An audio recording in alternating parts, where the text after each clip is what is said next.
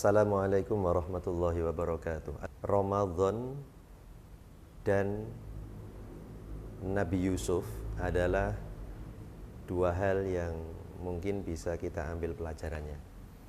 Jadi Ramadan adalah bulan yang Allah pilihkan untuk kita semuanya, umat Rasulullah SAW, di antara 12 bulan yang lain. Begitu juga Nabi Yusuf alaihissalam. Beliau adalah putra dari Nabi Ya'qub alaihissalam di antara 12 saudaranya yang lain. Nah, Ramadan dan Nabi Yusuf itu bisa kita ambil pelajaran darinya, ibroh darinya. Yaitu apa?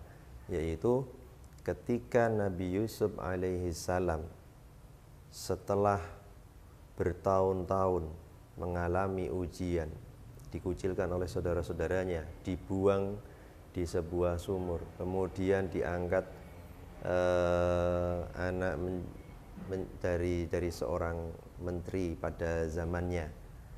Nah, setelah beliau mengalami berbagai macam ujian, akhirnya beliau lulus. Nah, ketika lulus, dia berada di sebuah posisi yang seandainya beliau mau, maka dia bisa membalas dendamnya kepada saudara-saudaranya yang lain. Jadi ketika beliau menang, beliau tidak jumawa dan tidak menaruh dendam kepada saudara-saudaranya yang lain, tetapi beliau menjadi pribadi yang pemaaf, memaafkan mereka. Nah, Ramadan juga begitu. Ketika kita sudah melalui Ramadan dan kita keluar dari bulan Ramadan yang Allah berikan sebuah kesempatan buat kita menjadi orang-orang yang bertakwa, maka ketika kita keluar dari bulan Ramadan, kita menjadi pribadi yang menang atas diri kita sendiri.